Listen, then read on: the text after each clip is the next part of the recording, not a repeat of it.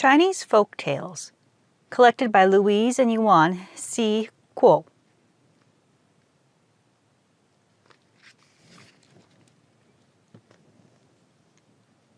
This is being read from an actual physical book, so at times you will hear the turning of pages. The First Storyteller, a Han Folktale. Storytelling goes back to time immemorial. In ancient times, a minstrel traveled about the country much as was depicted in this tale. A musical instrument such as a pipa, clappers, a drum, or fiddle accompanied his tale. At times, just a large folding fan to stress the rhythm. That was opened with a forceful flourish at decisive points, with a resounding snap. The style of relating a story was almost as important as the tale itself.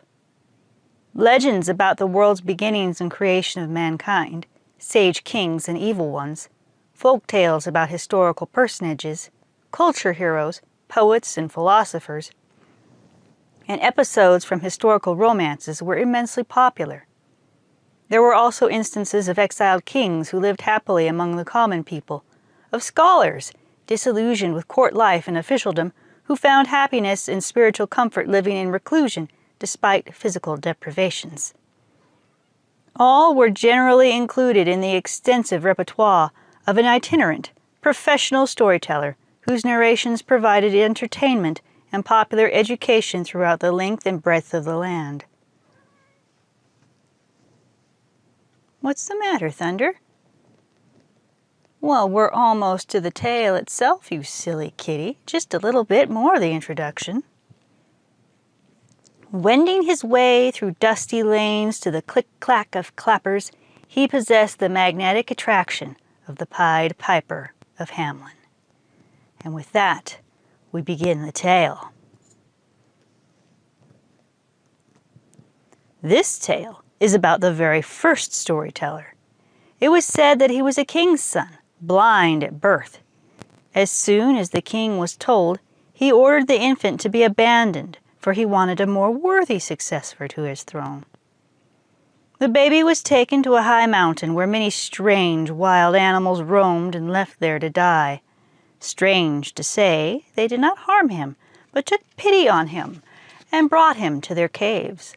The tiger and leopard suckled him, the fox helped to clothe him, the mountain goat provided sandals, and the pheasant a covering for his head. The mountain and earth gods told him stories, and the sweet-singing oriole taught him how to sing. He grew to be strong and wise, able to relate wondrous stories and sing melodies most pleasing to hear.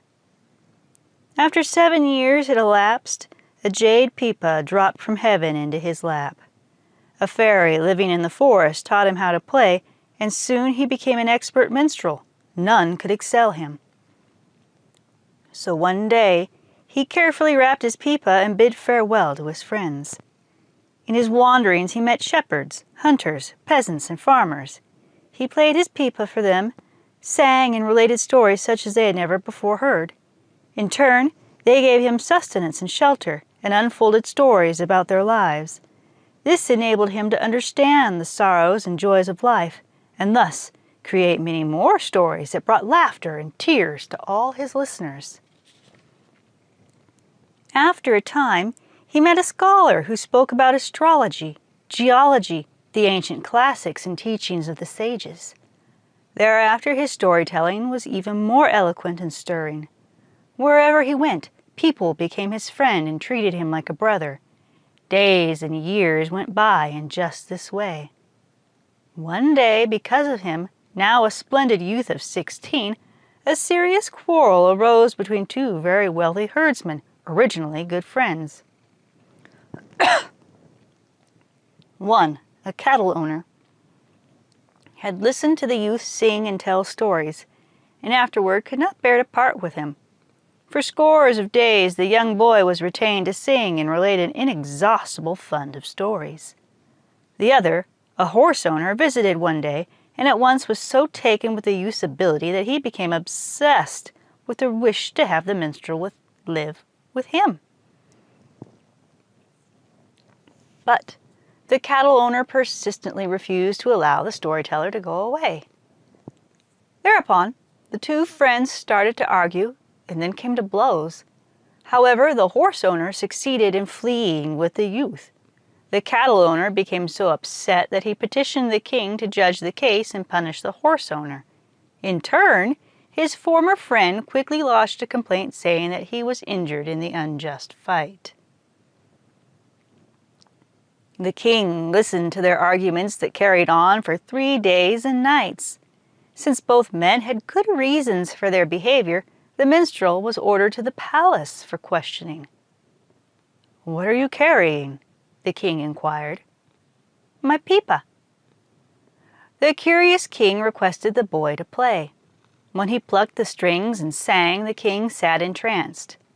When the youth was asked to tell his stories, one followed the other. One song came after the other, each surpassing the previous one. For 3 days and nights, the officials, princesses, and court attendants surrounded him, entreating him to continue. There will be no end to this, the king thought. Moreover, it is deviating from my original intention to listen to the case. I'll ask him to tell us something about himself, and perhaps learn how he happened to be the subject of this dispute. The blind youth did not know who the king was, and freely described how he had been abandoned by heartless parents, but was saved by the kindly animals and birds of the forest. "The mountain and earth gods told me the story," he said, "and many others, too." Everyone in the palace realized that he was the abandoned crown prince, and wept until he finished his story. "He is our only son," the king and queen cried. "In spite of his blindness," the king announced, "he will be the wisest of sovereigns and the true successor to my throne." But the storyteller was unwilling to live in the palace. No one could persuade him to stay, and he took leave to roam from place to place, telling stories to his friends and brothers. And tales of the storyteller soon were heard. It was said that by and by he met a beggar limping along with great difficulty. Taking 2 splints from his own leg supports, he gave them to the beggar. He also taught him how to sing running verse. The beggar eventually shortened the splints, and by placing them between his fingers, kept time while singing and reciting verse.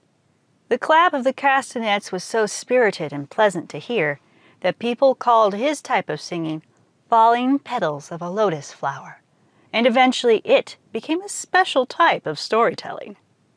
It was also said that by taking one of the strings from his pipa, he helped devise a measuring rod for Lupan, who later was worshipped as the father of carpentry, and of whom many tales were told concerning his unusual ability to build bridges, houses, moving battlements for war, and all types of construction requiring engineering feats. Another string from the pipa he gave to the old and renowned scholar and philosopher Chiang Tai-kung so that he could fish in the River Wei. That is why the pipa only has 4 strings now instead of the original 6. And it is the reason that ever since then, the storyteller, the fisherman, and the carpenter have a very special, friendly relationship with each other. And so goes the tale of the first storyteller.